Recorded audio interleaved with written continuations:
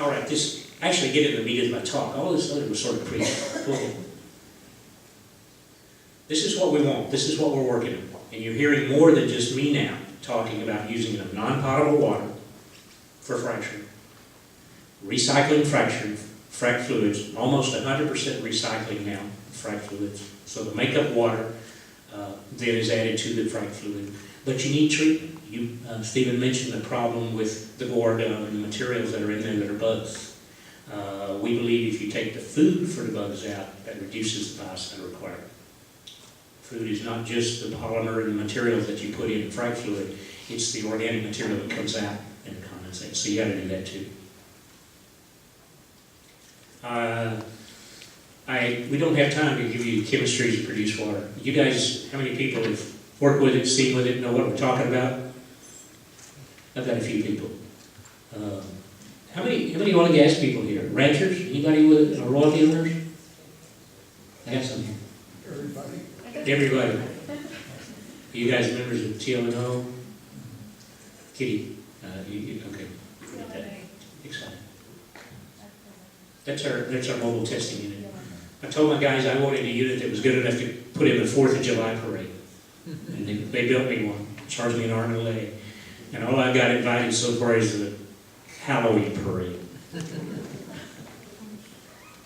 I won't go over the details, but I'm doing sequential filtration. That's different than anybody else in the industry is doing, including GE, Halliburton, and Viola. Next slide. Next slide. Next slide. Next slide. That's really the sequence. I have all this on PDF, gave it to you. If you guys will give me a business card, I'll make sure you get a copy of the PDF file. Are you going to put these up on your websites? Okay, so you'll be able to go to the website soon. These are also up on my A&M websites. You can Google me, and I show up pretty frequently. This is some numbers for the techies in the audience. Look at this. This is hydrocarbon removal deletion. So my cartridges on oil and grease, I'm getting 80 to 90% removal efficiency from that. My volatile organics and the BTEX, 75 to 95% removal of BTEX. And these things are done at less than 2 psi. These are media filters, and the ABS systems can be recycled, reused. I'm working with Dow is another material.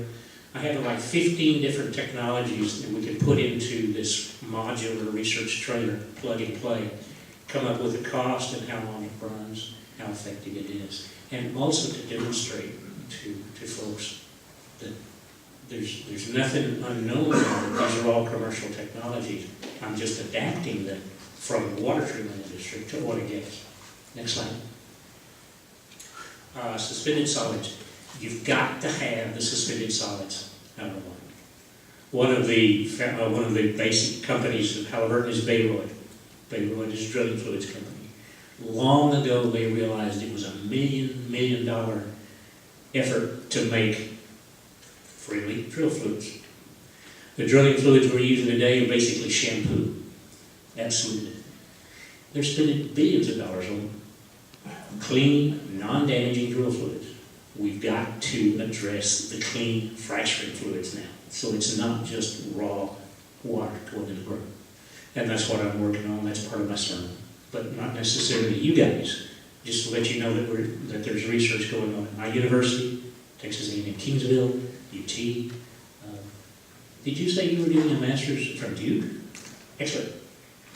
I was on their site in Marcellus first of the week, so I'm working at Duke University. Next slide.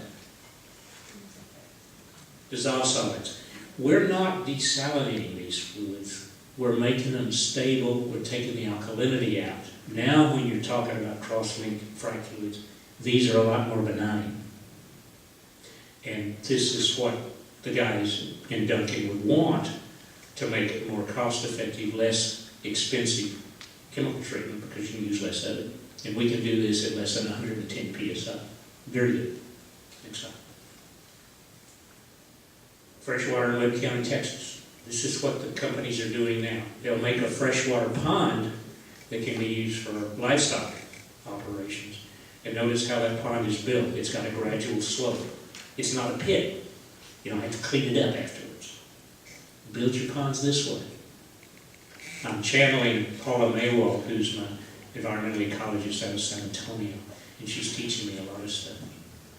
I thought tobacco tree was a good plant. Find out it's not. And invasive species are a real consideration down here. So now we're looking at how, can you really ask Halliburton to wash every truck when it comes on the ranch? Maybe not. I don't know. Next slide. That's a frac pond. That's the problem right now is we've got 10 million gallons of water. Notice it's a line pit, so none of it gets into the groundwater. But how do you treat this frac pond water fast enough for the guys to use it in the next well? And so that's the whole push. My technology is not commercial yet, but we're hoping to get it there very soon. I think I've showed you that. That's just a night shot. Cool stuff. Okay. That's a low pressure media filtration. If I get it down here, if I'm through and come down, this is one of the things we'll like to have in Kingsville on November 10th. If I move from North New York, upstate New York down here, I may have this unit there. Next time. That's a high pressure filtration site. Everything's clean, everything you walk through, it's quiet, don't need air protection. All this is commercial systems. The key is being able to make these things run for long periods of time with simple operations, well thought out advanced technology, analytical monitoring, which is different than you would think, and then cost effective production of the product fluid. Next slide. Next slide. I don't know if that shows up too good.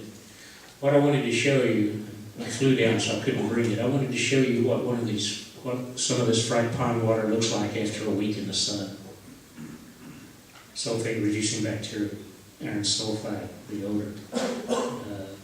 That is a big problem. If you're a landowner and you've got a well or you've got a facility like that in the vicinity, you know that's one of our problems.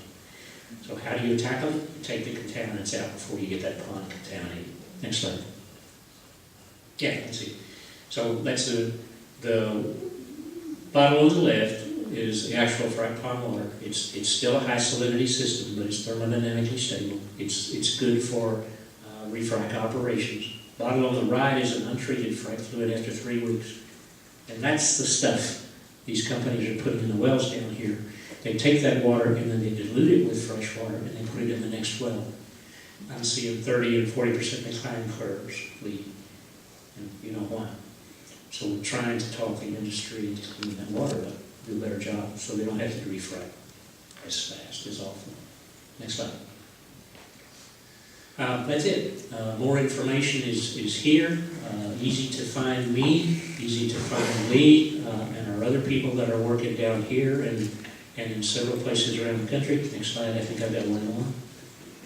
And that's the EFD workshop, on the 10th in Kingsville. It'll be a one-day workshop. We'd like to see every one of you there. It's like Stephen said, it's transparent. What we're doing, we want everybody to know about it. You're entitled to your opinion, but you're not entitled to making up your own facts. So learn what's happening, learn what works. All right, thank you.